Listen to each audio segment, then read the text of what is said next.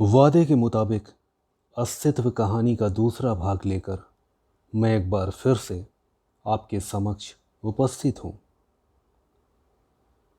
Cup plate के जमीन पर गिरने की खनखनाहट को सुन दोनों चौंक गए। उनकी विभत्स हंसी अचानक गायब हो गई और चेहरे पर हवाइयाँ उड़ने लगी। विनोद के शब्द रोमा के सर पर हथौड़े से बज उठे। दिल की व्यग्रता आंखों के आगे अंधेरा बन छा गई तो बदन लहराकर वहीं जमीन पर धराशायी हो गया।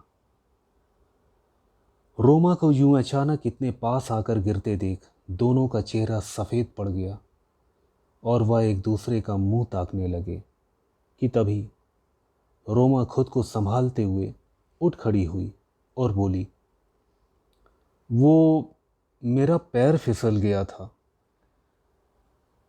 तो मैं अभी दूसरी चाय बना कर लाती हूँ। आप लोग को बस थोड़ी देर और इंतज़ार करना पड़ेगा। आंखों की नमी छिपाते हुए रोमा सामने से हट गई। माह गुजर गया। विनोद के रोके का दिन आ गया।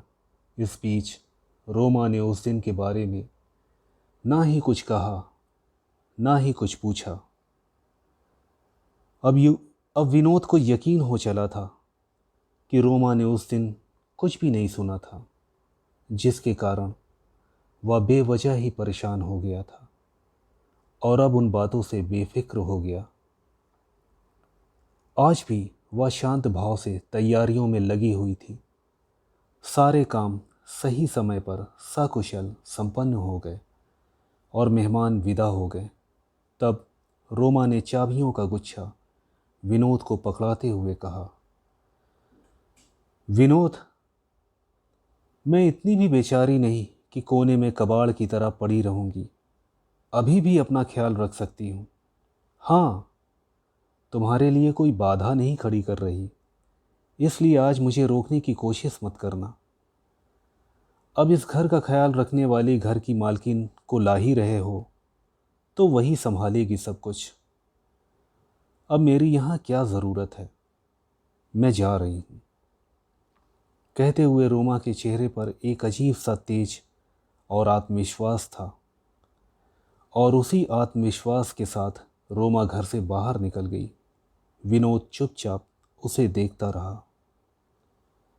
शायद वह इसी का इंतज़ार कर रहा था। समय बीता। विनोद की शादी के दिन करीब आ गए। इस बीच विनोद अपने सपनों में ही खोया रहा। एक बार भी उसने रोमा का हाल जानने या उससे संपर्क करने की कोशिश नहीं की। कल उसे बारात लेकर जाना है तो मन ही मन जीवन के रंगीन सपनों में खोया विनोद कुछ ज़रूरी सामान लेने के लिए बाजार की ओर चला जा रहा था। वह अपने सपनों में यूं गुम था कि सामने से आता ट्रक उसे दिखाई ही ना दिया और वह उसकी चपेट में आ गया। आँख खुली तो वह हॉस्पिटल में था और रंगीन सपनों के साथ अपने दोनों पैर भी खो चुका था। तन और मन दोनों से आहत विनोद की हालत सुधरने में काफ़ी वक्त लग गया। कुछ ठीक हुआ तो घर का अकेलापन उसे सालने लगा।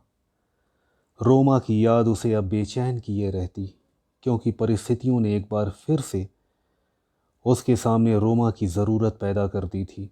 विनोद की हालत देख घर के बड़े बूढ़ों ने उसे समझौता करने के लिए उकसाया तो वह कुछ लोगों के साथ रोमा के घर जा पहुंचा।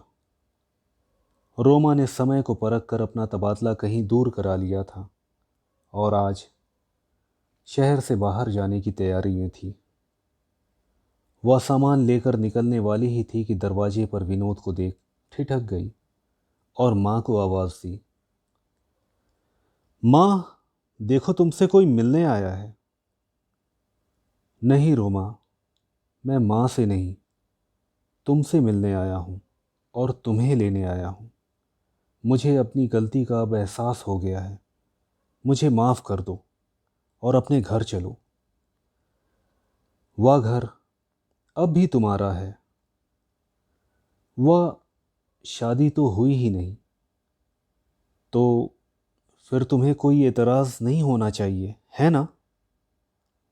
आखिर हम दोनों ही तो हैं जो एक दूसरे का सहारा हैं और एक दूसरे की बैसाखी बन सकते हैं।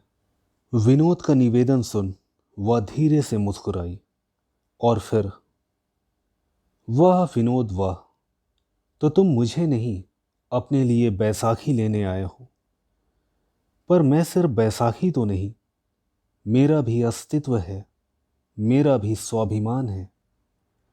अभी मैं मरी नहीं, जिंदा हूं, और अब मैं बिना बैसाखी के ही जीना चाहती हूं।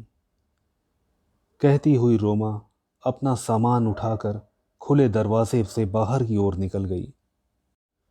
तो आप सुन रहे थे राज्य कर्मचारी साहित्य संस्थान द्वारा पुरस्कृत कहानी अस्तित्व का दूसरा भाग, जिसे लिखा है गीता कैथल ने और मैं दिनेश कुशवाहा। यह कहानी आपको कैसी लगी कमेंट बॉक्स में आकर आप हमें ज़रूर बताइएगा। और अब मैं आपसे विदा लेता हूँ, फिर मुलाकात होगी।